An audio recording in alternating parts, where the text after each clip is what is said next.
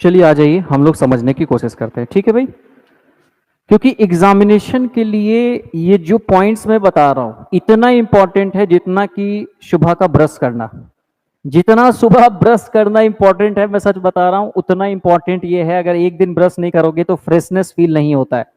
उसी तरीके से अगर इसे नहीं पढ़ोगे तो लाइफ में फ्रेशनेस और एग्जाम में मार्क्स नहीं आने वाले, ठीक है भाई। चलो आ जाओ।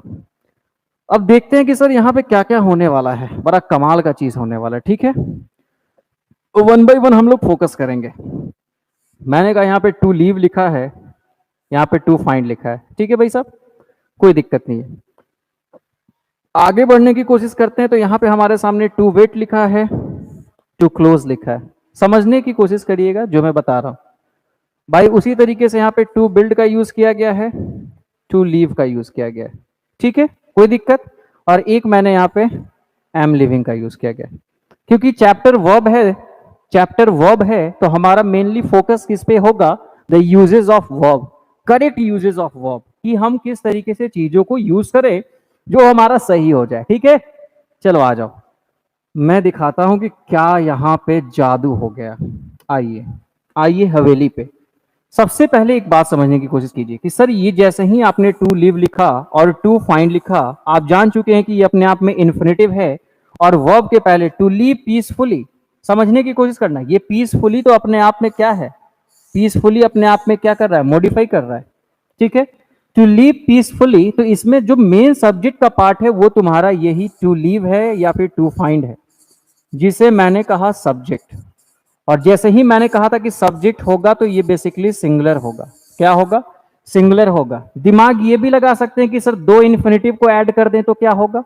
ये दो इन्फिनेटिव वाला केस मैंने सब्जेक्ट वर्ब अग्रीमेंट यानी कि सिंटेक्स चैप्टर में पढ़ा रखा है, आप जाके वहां देख लेना, वहां पे प्लूरल हो जाता है, ठीक है।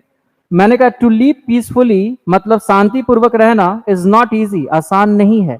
शांतिपूर्वक क्या करना, तो रहना, ये अपने आप में इन्फिनेटिव था, सब्जेक्ट है, सिंगुलर है। इस कारण से हमने जो वर्ब यूज किया, the verb should be singular, okay. Next sentence पे आते हैं, to find fault is very easy, गलती निकालना बहुत आसान है। गलती निकालना बहुत आसान है भाई साहब। तो मैंने यहाँ पे देख लो टू फाइंड को सिंगुलर बनाया है, ये सिंगुलर है इसलिए we use a singular verb, okay, got my point. Now move on the next sentence, that is I wish to wait there. अच्छा, I wish to wait there में simple सी बात समझने की कोशिश कीजिए। यहाँ पे ये जो विश है बेसिकली आपका मेन वर्ब है जिसे फाइनाइट वर्ब कहते हैं। डिसाइडेड में भी ये आपका मेन वर्ब है जिसे हम फाइनाइट वर्ब कहते हैं। और अभी अभी हमने जाना कि मेन वर्ब या फाइनाइट वर्ब के बाद, मेन वर्ब या फाइनाइट वर्ब के बाद अगर इन्फिनेटिव आता है तो वो बेसिकली ऑब्जेक्ट होता है। वो बेसिकली कैसा काम करता है, ऑब्जेक्ट काम करता है उस फाइनाइट वर्ब का। तो ये टू वेट और टू क्लोज बेसिकली ये फंक्शन किया ऑब्जेक्ट ऑफ द वर्ब,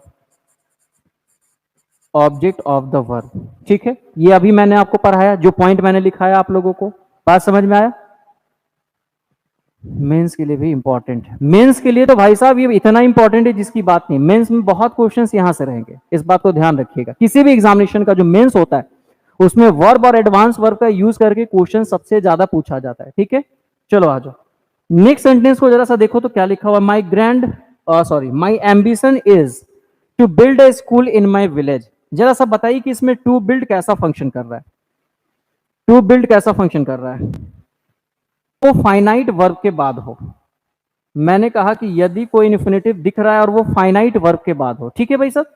और फाइनाइट वर्ब में एक्शन वर्ब होना चाहिए, ठीक है। यहां पे एक्शन वर्ब नहीं है। सबसे पहले एक चीज समझने की कोशिश करो कि मैंने इस बारे में बता रखा था, लिंकिंग वर्ब के बारे में, कॉम्प्लीमेंट के बारे में मैंने बता रखा था। ऑब्जेक्ट वो होता है जो वर्ब को मॉडिफाई या वर्ब से होके गुजर रहा है या वर्ब का इफेक्ट उस ऑब्जेक्ट पे दिखता हो। मेरा एम्बिशन है to build a school in my village, एक स्कूल बनाना अपने गांव में। क्या है, कोई एक्शन नहीं है, आपका एम्बिशन है। और इसी एम्बिशन को ये डिसाइड कर रहा है, जस्टिफाई कर रहा है। तो आप जानते हैं कि जब कभी भी सब्जेक्ट को कोई वर्ड या कोई फ्रेज जस्टिफाई करता है तो वैसे कंडीशन में वो वर्ड, वो सब्जेक्ट या फिर वो वर्ब का ही फॉर्म क्यों नहीं हो इन्फिनेटिव का, वो बेसिकली अब ऑब्जेक्ट नहीं रह के क्या हो जाता है, कॉम्प्लीमेंट हो जाता है। नॉन फाइनाइट तो है, लेकिन यहां पे इस टू बिल्ड को हम दो बात कर रहे थे। कुछ लोगों का कहना था कि सर ये ऑब्जेक्ट है, कुछ लोगों का नहीं, सब लोगों का कहना था और कुछ जो बुद्धिजीवी लोग होंगे जिन्होंने पढ़ा होगा चीजों को अच्छे से, वो कॉम्प्लीमेंट भी कहेंगे।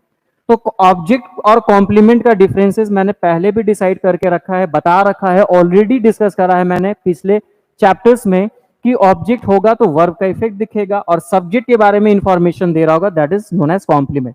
तो यहां पे ये ऑब्जेक्ट की तरह नहीं काम कर रहा है, कॉम्प्लीमेंट की तरह काम कर रहा है। इसे एक छोटे से एग्जांपल से मैं आपको समझाता हूं। व्हेन आई से सी लाइक्स पिज्जा, ठीक है भाई, और मैंने कहा सी इज अ नर्स। अब आपके हिसाब से तो पिज्जा और नर्स दोनों के दोनों ऑब्जेक्ट होने चाहिए क्योंकि वर्ब के बाद है। लेकिन मेरे दोस्तों एक बात समझाने की और समझने की कोशिश ये करते हैं कि यहाँ पे ये वर्ब देखो, लाइक करना, ये वर्ब क्या हो रहा है, डिसाइड कर रहा है पिज्जा, वह पसंद करती है, व्हाट डज सी लाइक, तो लाइक के बारे में यानी वर्ब के बारे में पूछा जा रहा है। तो ये एक्शन कहां से होके गुजर रहा है, पिज्जा से। तो इस पिज्जा को हम क्या करें, ऑब्जेक्ट कह दिए। लेकिन जब हम बात करते हैं शी इज अ नर्स, तो इस नर्स के बारे में ये वर्ब से कोई भी लेना देना नहीं है। ये जो शी है, इस सी की अब बात करते हैं, ये शी के अकॉर्डिंग ही आ रहा है कि सी को जस्टिफाई कर रहा है, सी के बारे में यानी कि सब्जेक्ट के बारे में इंफॉर्मेशन दे रहा है। इस केस में ये जो नर्स है कैसा काम कर रहा है, कॉम्प्लीमेंट की तरह काम कर रहा है। बात समझ में आ गया? तो ये आप लोगों को ध्यान में रखना होगा। समझ गए यहां तक?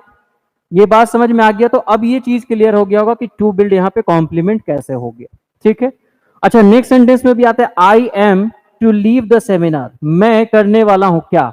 अब आप लोग कमेंट करके बताइए कि सर यहां पे जो टू लीव है ये कैसा फंक्शन कर रहा है। सारे लोग चलिए आ जाइए, मैं बताता हूं।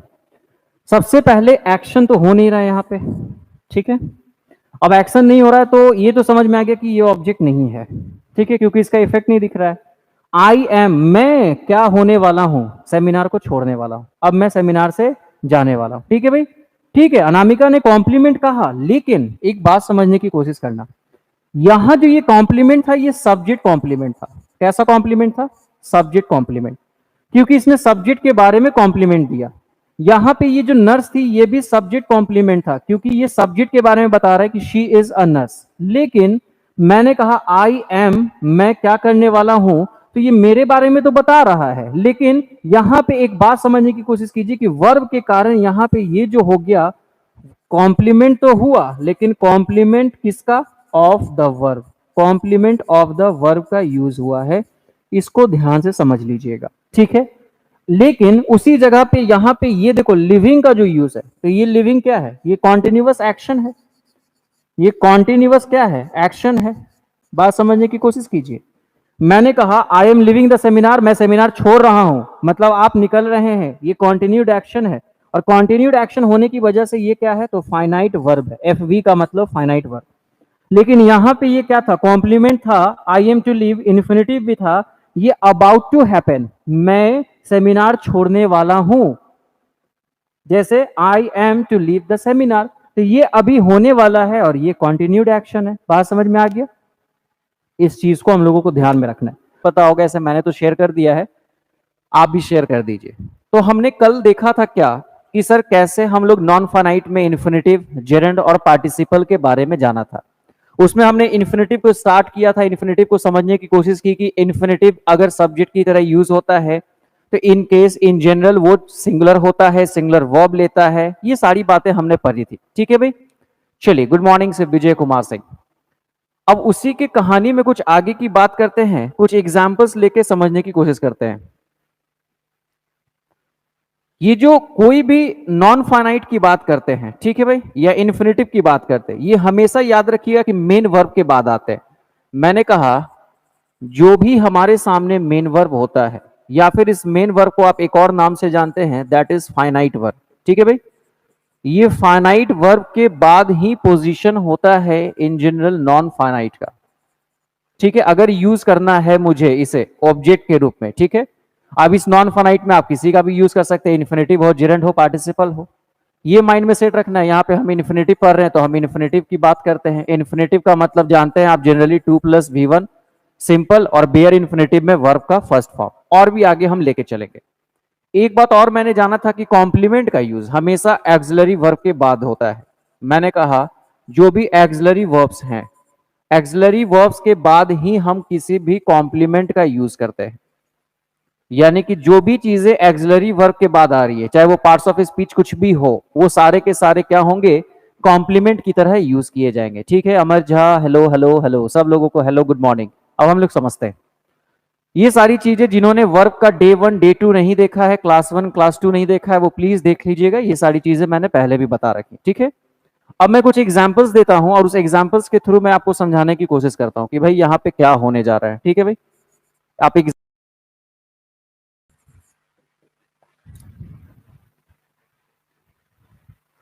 ये कुछ 4 एग्जांपल्स मैंने दिए हैं, 4 क्वेश्चंस मैंने एग्जांपल्स दिए हैं। इसे समझने की थोड़ी सी हम कोशिश करते हैं। ठीक है भाई, आपको मैं जो चीजें यहां पे समझाना चाह रहा हूं उस पे हम लोग फोकस करेंगे। सबसे पहले जो हमारे सामने है, एक बात को समझने की कोशिश कीजिए कि सर यहां पे इज अबाउट टू स्टार्ट है। अब आप एक बात समझने की कोशिश कीजिए कि इस अबाउट का पार्ट्स ऑफ स्पीच क्या है, इस बट का पार्ट्स ऑफ स्पीच क्या है। तो जब दोनों के पार्ट्स ऑफ स्पीच की हम बात करते हैं तो हमें यह समझ में आता है कि इन जनरल ये अपने आप में कैसा फंक्शन कर रहा है, तो प्रेपोजिशन की तरह। अब आपके मन में सवाल आएगा कि सर आपने कैसे कह दिया कि ये प्रेपोजिशन होगा। तो as you know very well कि प्रेपोजिशन के बाद हम लोग जनरली किसका यूज करते हैं, नाउन, नाउन इक्विवेलेंट, या फिर प्रोनाउन, या फिर वर्ब का जेरेंट फॉर्म जिसे हम आईएनजी फॉर्म भी कहते हैं। ठीक है, ये सारा कुछ बात मैंने पहले भी चर्चा कर रखा है। तो आप एक बात समझने की कोशिश कीजिए कि सर यहां पे जो ये टू स्टार्ट का यूज किया गया है या फिर ये टू गो का यूज किया गया है, इस टू स्टार्ट और टू गो को हम लोगों को समझना है। तो यहां पे ये किस तरीके से काम कर रहा है, तो आपको समझ में आएगा कि सर ये इन्फिनेटिव तो है पक्का, ये तो मुझे पता है ये इन्फिनेटिव है। और इन्फिनेटिव बेसिकली क्या होता है सर, नाउन होता है। और आप जानते हैं कि प्रेपोजिशन के बाद जो कुछ भी आता है, प्रेपोजिशन के बाद जो कुछ भी आता है उसे इन जनरल हम क्या कहते हैं, आज के समय में ऑब्जेक्ट कहा जाता है। तो कायदे से ये नाउन यहां पे कैसा फंक्शन कर रहा है, ऑब्जेक्ट की तरह फंक्शन कर रहा है। तो जो आपका टू स्टार्ट है और टू गो है, टू स्टार्ट है और टू गो जो मैंने यहां पे आपके सामने हाईलाइट किया है, थोड़ा ध्यान दीजिएगा। ये अपने आप में इन्फिनेटिव है, नाउन है, और साथ में कैसा काम कर रहा है, ऑब्जेक्ट की तरह काम कर रहा है। बात समझ में आ गया। मूवी क्या होने वाला है, स्टार्ट होने वाला है। आई हैव नो चॉइस, मेरे पास कोई भी चॉइस नहीं है, बट टू गो, जाने के सिवाय। यानी कि बट यहां पे एक्सेप्ट का सेंस लेके आ रहा है, ये माइंड में रखिएगा। तो मैं आपको दिखा रहा हूं कि किस तरीके से इन्फिनेटिव यहां पे यूज किया जा रहा है। और सबसे बड़ी बात है कि अगर आपसे पूछा जाए कि सर ये, आपसे अगर पूछा जाए कि सर ये जो टू स्टार्ट को आपने हाईलाइट किया, टू गो को हाईलाइट किया, अच्छा सर ने इस दोनों को बताया कि सर ये ऑब्जेक्ट है। ठीक है, तो ऑब्जेक्ट इन जनरल दो का होता है। ऑब्जेक्ट दो चीजों का होता है, पहला वर्ब का ऑब्जेक्ट होता है, दूसरा प्रेपोजिशन का ऑब्जेक्ट होता है। मुझे कमेंट करके बताओ कि इन दोनों सेंटेंसेस में ये जो ऑब्जेक्ट हैं, टू स्टार्ट टू गो, किसके ऑब्जेक्ट हैं, वर्ब के ऑब्जेक्ट है या प्रेपोजिशन का ऑब्जेक्ट है। फास्ट कमेंट करके बताइए किसके ऑब्जेक्ट है, जल्दी। उनका प्रेपोजिशन, मेहताब प्रेपोजिशन, बहुत अच्छा। मतलब ऑलमोस्ट सारे लोगों का एक लेवल बन चुका है कि उन्हें समझ में आ चुका है सर कि ऑलरेडी हमें दिख रहा है इस बट के बारे में, ऑलरेडी हमें दिख रहा है इस बट के बारे में, इस अबाउट के बारे में। तो हमें एक बात तो समझ में आ गया कि ये अपने आप में प्रेपोजिशन है, जैसा कि सर ने ऑलरेडी बता रखा है, और प्रेपोजिशन के बाद है, इसलिए प्रेपोजिशन का ऑब्जेक्ट हो गया। ज्ञानी सिंह प्रेपोजिशन, अजीमुल, चलिए सारे लोगों का सही है। नेक्स्ट सेंटेंस में आते हैं। नेक्स्ट सेंटेंस हमारे सामने, I saw her go, we made her apologise. अब एक बात समझने की कोशिश कीजिएगा, जब आगे मैं पढ़ाऊंगा कि कौन कौन से ऐसे वर्ब होते हैं जो बेसिकली बेयर इन्फिनेटिव लेते हैं, वहां पे हम लोग बहुत सारी चीजों को सीखेंगे। अब इस सेंटेंस में आप एक चीज गौर करने की कोशिश कीजिए कि आई सॉ के बाद हर है। ये हर जो है किसका ऑब्जेक्ट है, आप लोग फटाफट कमेंट करके बताइए। ये हर तो ऑब्जेक्ट है, शी का ऑब्जेक्टिव होता है हर। तो आप बोलेंगे सर ये वर्ब का ऑब्जेक्ट है, मैंने देखा, किसे देखा, हर, उसे, जाते हुए। अच्छा ये गो जो है, ये गो यहां पे कैसा फंक्शन कर रहा है, तो आप इस बात को समझिए कि सर ये वर्ब का फर्स्ट फॉर्म है। पहले तो इतनी बात समझ में आ गई कि ये वर्ब का फर्स्ट फॉर्म है। ठीक है भाई, अनामिका कुमारी वर्ब का सही है। अब वर्ब के फर्स्ट फॉर्म को बेसिकली हम एक नाम से जानते हैं, दैट इज बेयर इन्फिनेटिव। ठीक है, अब आपको ये बात समझ में आ गया कि सर यहां पे ये बेयर इन्फिनेटिव हो गया।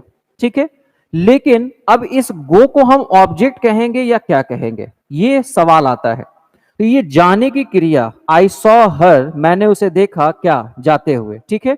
अब एक बात बताइए, ये किसी ना किसी सब्जेक्ट को डिटेल कर रहा है, किसी ना किसी पर्सन को डिटेल कर रहा है, और इस ऑब्जेक्ट के बाद आया है। तो ऐसे कंडीशन में ये ऑब्जेक्ट नहीं होगी, इस ऑब्जेक्ट का, हर का ये ऑब्जेक्टिव कॉम्प्लीमेंट हो गया। एक बहुत ही कमाल का टर्म आपको मैं बता रहा हूं कि ये जो आपका गो है, यहां पे इसे एक टर्म से हम जानेंगे जिसे हम कहेंगे ऑब्जेक्टिव कॉम्प्लीमेंट, ठीक है। इसे एकदम ध्यान से रखना है, ये आपका ऑब्जेक्टिव कॉम्प्लीमेंट हुआ। किसके लिए कॉम्प्लीमेंट का काम कर रहा है? इस हर ऑब्जेक्ट के लिए काम कर रहा है। अच्छा, उसी तरीके से इस एग्जाम्पल में चलते हैं, लास्ट वाले एग्जाम्पल को थोड़ा सा हम लोग देखते हैं। आपके सामने लिखा हुआ वी मेड हर अपोलोजाइज। अब आपको समझ में आ गया होगा कि सर यहां भी वर्ब था, यहां भी मेन वर्ब है, या फाइनाइट वर्ब, एफ वी लिख देते हैं, फाइनाइट वर्ब, ठीक है। अब एक बात बताइए कि इस फाइनाइट वर्ब का ऑब्जेक्ट तो आप जान रहे हैं कि सर ये हर आपका क्या हो चुका है, ऑब्जेक्ट हो चुका है।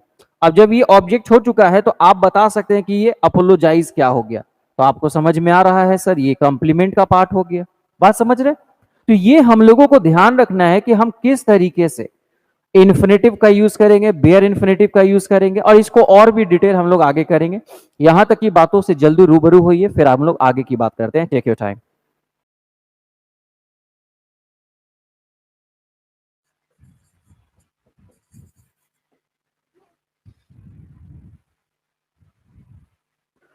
कुछ एग्जाम्पल्स हमारे सामने हैं, इन एग्जाम्पल्स को समझते हैं, ठीक है। Shakti Singh, good good morning, good morning.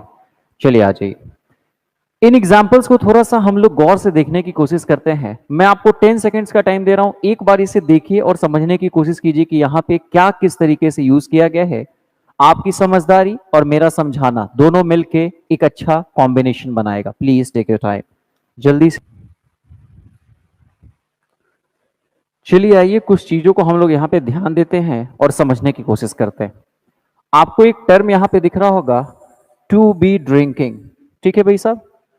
यहां पे एक टर्म दिख रहा होगा, टू बी प्रिपेयरिंग, ठीक है सही, ठीक है सर, टू हैव प्रिपेयर्ड, समझिएगा ध्यान से।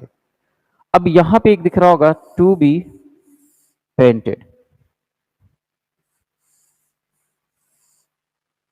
अब ये अलग अलग फॉर्मेट जो दिख रहा है, बेसिकली आप एक चीज अगर फोकस करने की कोशिश करेंगे तो यहां भी सीम्स का ही यूज किया गया है, यहां भी सीम्स का ही यूज किया गया है, यहां भी सीम्स का यूज किया गया है, ठीक है भाई साहब। आप एक बात समझने की कोशिश कीजिए कि जो आपका फाइनाइट वर्ब है, मेन वर्ब है, वो ठीक है भाई साहब, वो चेंज हो सकता है अकॉर्डिंगली सब्जेक्ट के और टेंस के अकॉर्डिंग। लेकिन एक चीज यहां पे हमको देखने को क्या मिल रहा है, उस पर हम लोग थोड़ा सा फोकस करेंगे और समझने की कोशिश करेंगे कि इसे टू बी ड्रिंकिंग, ये स्ट्रक्चर मैंने बताया है, अभी मैंने बताया टू बी प्रिपेयरिंग, ये दोनों स्ट्रक्चर कुछ याद दिलाता होगा आपको। ये दोनों स्ट्रक्चर बिल्कुल सही, अनामिका ने कहा है प्रोग्रेसिव इन्फिनेटिव, यही मैं बताना चाह रहा था।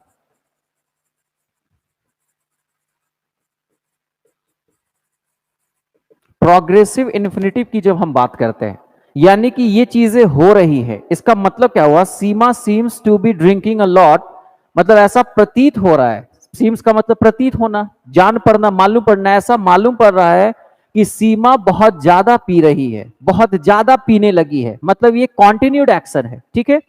उसी तरीके से Kajal seems to be preparing very well, ऐसा लग रहा है, ऐसा प्रतीत हो रहा है कि काजल की तैयारी बहुत अच्छी जा रही है, बहुत अच्छी हो रही है, उसने तैयारी जो करी है अभी एग्जामिनेशन के लिए वो तैयारी कर रही है, बहुत अच्छी कर रही है, ठीक है। तो ये दोनों आपको प्रोग्रेसिव में, लेकिन जैसे ही हम टू हैव प्लस V3 आते हैं तो इस स्ट्रक्चर के बारे में मैंने आपको बताया था, मैंने आपको बताया था कि ये परफेक्ट इन्फिनेटिव है। ये कैसा इन्फिनेटिव है? परफेक्ट इन्फिनेटिव है। अब जब परफेक्ट इन्फिनेटिव है, two plus have plus V3, यानी कि ये चीजें परफेक्ट। अच्छा एक बात बताओ, परफेक्ट कहने का मतलब क्या होता है? परफेक्ट कहने का मतलब होता है completed, action that is completed. जो चीजें हो चुकी हैं उसके लिए हम लोग क्या यूज करते हैं? परफेक्ट का यूज करते हैं। क्लियर है भाई? तो अब इस सेंटेंस को जरा देखने की कोशिश करो कि क्या यहां पे पहले से तैयारी हो चुकी है या अभी हो रही। Kajal seems to have prepared very well as she won the match. यहां पे एक फोकस कर रहे हैं कि उसने क्या किया, क्योंकि वह मैच जीत गई, तो हमें क्या दिखता है, इससे क्या प्रतीत होता है कि उसने बहुत अच्छी तैयारी करी थी।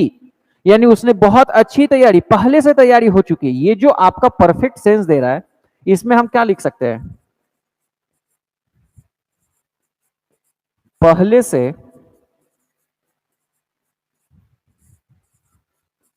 तैयारी हो चुकी। आपके लिए मैंने समझाने के लिए हिंदी का प्रयोग करा है, ध्यान से समझिएगा।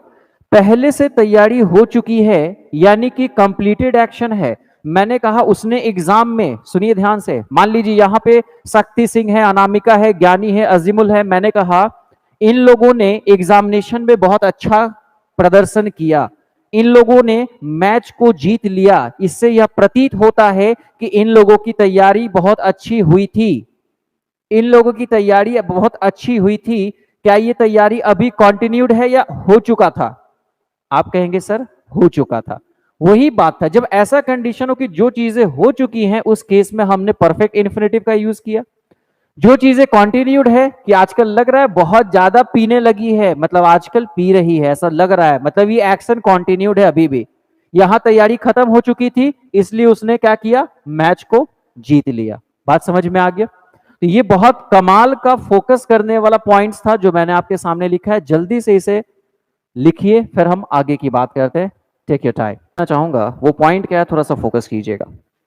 पॉइंट कुछ इस तरीके से हम लोग जानते हैं, हम लोग जानते हैं सर कि सब्जेक्ट की बात करें, ठीक है, या फिर हम बात करें ऑब्जेक्ट की, इस सब्जेक्ट ऑब्जेक्ट की जगह हमारे सामने या तो इन्फिनेटिव आ सकता है या जेरेंड आ सकता है। ठीक है, बात समझने की कोशिश कीजिएगा। सब्जेक्ट के रूप में आप इन्फिनेटिव का भी यूज करते हैं, जेरेंड का भी यूज करते हैं, लेकिन इस बात को थोड़ा सा हम लोग गौर करने की कोशिश करेंगे। इस बात को थोड़ा सा हम लोग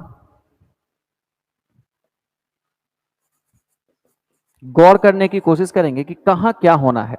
जब सब्जेक्ट के रूप में प्रेफर करना है तो जेरेंड का यूज ज्यादा प्रेफरेबल माना जाता है। आप इन्फिनेटिव का यूज करते हैं, कोई दिक्कत नहीं। जैसे मैंने कहा walking is a good exercise, मैंने कहा walking is a good exercise, टहलना एक अच्छा व्यायाम है। ये अपने आप में सही है, पूरी तरह से सही है, ग्रामेरियन और इंग्लिश लैंग्वेज की ब्यूटीनेस को दिखाता है।